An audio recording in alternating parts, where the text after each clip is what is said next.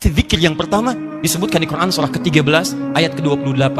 Ala bi dzikrillahi tatmainnul qulub. Masih ingat qulub jama dari kata apa? Qalbu. Jadi kalau sholat Anda benar, hati Anda tenang. Jadi hati yang tenang, dia bisa mengendalikan nafsu dalam kehidupannya, sehingga muncul yang baik-baik di sini. Jadi kalau teman-teman sudah sholat 5 kali dalam sehari, tambah dengan sunnahnya, hatinya belum tenang, pasti ada yang kurang tepat dalam sholatnya. Karena jangankan sholat, tempat sholat saja disebut oleh Quran tempat yang menenangkan. Quran surah 2 ayat 125. Wa idh ja'alna al-baita mathabatan lin-nasi wa amna. Dan ingatlah ketika kami tetapkan al-bait, Ka'bah itu di sekitaran Masjid Al-Haram. Begitu Anda ke situ, kata Allah, Anda punya masalah apapun, segelisah apapun di depan Ka'bah, tenang jiwa Anda. Dan hebatnya, lingkarannya disebut dengan masjid. Masjid pun punya aura yang mirip-mirip sama. Gak percaya silahkan, Anda dari rumah datang ke masjid, begitu dibuka pintu masjid, melangkah, ada ketenangan tersendiri. Ada lain teman-teman. Makanya saya beri saran sedikit ya, ikuti pola sahabat dulu. Itu mereka apapun pekerjaannya, ada pengusaha, ada pedagang macam-macam, itu kalau selesai bekerja, itu nggak langsung ke rumah Pak, teman-teman. Mereka mampir ke masjid. Begitu keluar dari masjid, yang dibawa itu aura masjid. Dia nyampe rumah itu bukan aura pekerjaan. Kadang-kadang kalau Anda dari pekerjaan ke rumah, itu yang dibawa tuh bayangan pekerjaan, menumpuk macam-macam, sehingga kadang-kadang banyak kegelisahan. Coba mampir, begitu keluar, sudah ada ketenangan dalam jiwa. Enak, tenang. Saking tenangnya masuk, salat 2 rakaat, lebih tenang lagi. Duduk, atasnya AC, tidur aja gitu kan. Paham ya? Satu. Jadi cari semua bentuk hubungan dengan Allah, itu akan menguatkan jiwa Anda. Di antara kalimat zikir nanti turunkan, ada sholat, ada baca Quran. Makanya kalau nggak percaya silahkan, Anda sedang gelisah, buka Quran, sudah, nggak mahal kok, buka mushaf, baca Quran, seketika tenang. Habis itu gelisah lagi. Ya. Kenapa? Belum selesai, baca lagi, minta sampai tenang jiwa Anda. Doa, Quran surah 7 ayat 205, wadhkur rabbaka fi nafsik, doa disebut dengan zikir. Makanya kalau sedang gelisah jangan mengeluh. Nggak ada ayat tentang keluhan. Kalau ada ayat tentang keluhan di Quran, insya Allah saya jadi orang pertama yang mengeluh.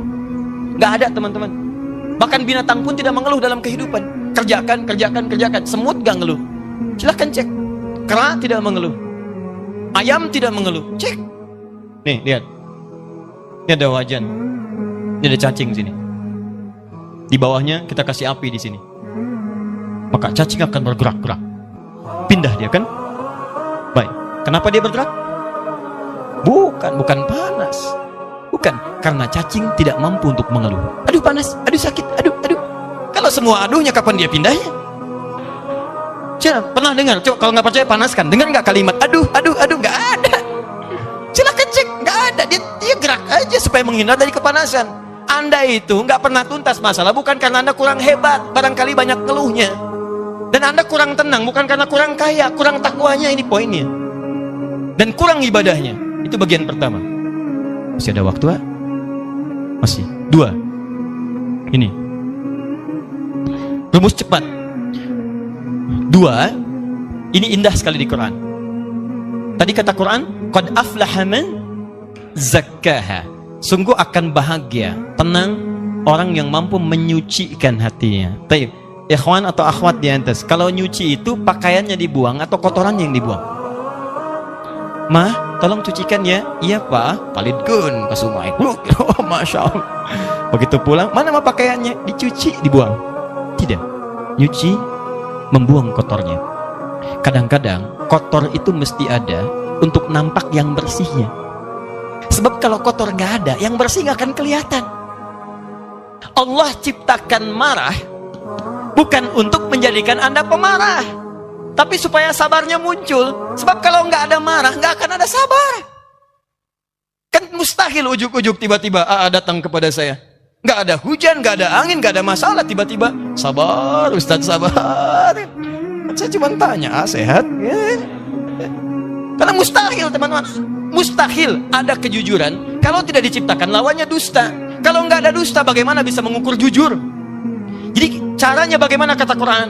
Ketika Anda mendapati semua ini dalam kehidupan, tidak diciptakan ini kecuali untuk diketahui lawannya. Jadi kalau Anda menemukan sesuatu yang tidak baik, yang bersumber dari nafsu, cepat langsung cari lawannya di takwa untuk menyelesaikan itu semua. Karena itu tidak dimunculkan kecuali melatih Anda untuk mendapatkan sifat takwanya. Contoh prakteknya. Ibu, halo? Suami pulang dari kantor, tiba-tiba marah. Marah saat dititipkan pada suami, hakikatnya isyarat Quran bukan ingin menjadikan suami pemarah, bukan. Tapi dititipkan marah pada suami supaya sabar di ibu itu muncul. Sebab di depan itu banyak persoalan yang membutuhkan sabar yang lebih. Kalau pada yang ini aja nggak bisa sabar, bagaimana mengatasi yang di depan?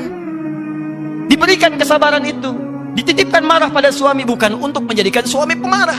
Jadi kalau suami pulang marah misalnya, maka lihat cara bacanya. Berarti ibu dituntut untuk menghadirkan kesabaran. Allah sedang ingin memunculkan sifat takwa pada diri ibu dalam bentuk sabar. Ibu ingin dekat dengan Allah? Ingin. Baik, sekali lagi, ingin dekat dengan Allah? Kunci dekat dengan Allah, sabar. Innallaha ma'as sabirin. Quran surah kedua ayat 153. Allah dekat dengan orang-orang sabar. Ibu ingin masuk surga? Kunci masuk surga, sabar. Quran surah 13 ayat ke-28. Kalimat malaikat pertama menyambut orang ahli surga, salamun alaikum bima sabartum. Selamat, Anda bisa masuk surga karena sabar. Jadi kalau ada suami marah, datang ke rumah, berbahagialah bu. Kenapa? Karena pada saat itu, ibu dititipkan oleh Allah langsung cari lawannya. Mama! Alhamdulillah, sabar. Ya Pak, Masya Allah. Ini kadang-kadang tertukar. Suami marah, ibu lebih galak. Masya Allah. Mama, kenapa Pak? Mama kenapa? Papa kenapa? Mama gak tahu kalau Papa ini matahari, pemimpin. Papa gak tahu kalau Mama bulan. Dengan kekuatan bulan, aku menghukummu. Ada repot. Gak nyambung. Gak beres-beres kalau begitu. Sama. Jadi sebenarnya nggak susah. Kalau Anda menemukan yang kotor dari nafsu, cepat cari lawannya yang baik. Suami pulang nih, istri cemberut. Apa lawan cemberut? Senyum. Jadi begitu Anda pulang ke rumah, lihat istri cemberut. Ini Anda tinggal senyum. Assalamualaikum. Dik. Kayaknya kenal. Udah gitu. Ya, cuman memang teorinya mudah, prakteknya tidak sederhana itu. Betul. Ustadz juga sama. Makanya jarang ada ustadz ceramah bawa istrinya, jarang itu. Jarang sekali. Ini live ya. Kita selesaikan di rumah. Jadi dua saja itu. Pertama, bangun hubungan dengan Allah, zikir. Makanya Anda kalau temukan kalimat-kalimat ibadah itu semuanya takwa ujungnya. Nanti sebentar lagi puasa. Apa tujuan puasa? Takwa. Quran surah 2 ayat 183, paling kiri sebelah atas. Ya ayyuhalladzina amanu kutiba alaikumus kama kutiba alal ladzina min qablikum la'allakum takwa. Anda mau haji, takwa bekalnya. Quran surah 2 ayat 197, paling kanan sebelah atas. Al-hajju asyhurum ma'lumat, faman farada fihinna al-hajja fala rafatha wala fusuqa wala jidala fil hajj. Wa ma taf'alu min khairi ya'lamuhu Allah wa tazawwadu fa inna khairaz zadi taqwa. Mau haji, takwa muaranya. Mau puasa, takwa. Salat, takwa. Infak, sedekah, takwa. Semua takwa. Ternyata tujuan ibadah itu ketika Allah bebankan pada kita bukan untuk menjadi beban dalam kehidupan, tapi ingin membuat Anda bahagia. Karena takwanya muncul. Makanya selesai sholat, selesai infak, selesai baca Quran, ditutup ayatnya. Quran surah 2 ayat kelima. Lihat, ulaika ala hudam mir rabbihim wa ulaika humul muflihun. Qad aflaha man zakkaha wa ulaika humul muflihun. Bahagialah mereka semua. Di ketika Allah minta kita sholat, Allah minta kita bahagia. Aneh kalau ada orang diminta bahagia nggak mau bahagia, itu orang aneh. Makanya ketika Anda dipanggil sholat, hayya 'alas shalah, Anda tanya, kenapa kami sholat ya Allah? Dijawab, hayya 'alal falah. Ayo saya kasih bahagia. Yang belum bahagia datang ke sini. Anda orang kaya, Anda orang hebat, belum bahagia. Cek, bukan karena Anda kurang hebat dan kaya, Anda kurang takwa. Karena ketika Anda takwa, masalah Anda selesai. Quran surah 65 ayat 2 dan 3. Wa may yattaqillaha yaj'al lahu makhraja wa yarzuqhu min haitsu la. Selesai. Quran surah 2 ayat 189. Wattaqullaha la'allakum tuflihun. Anda takwa, ini nafsu turun.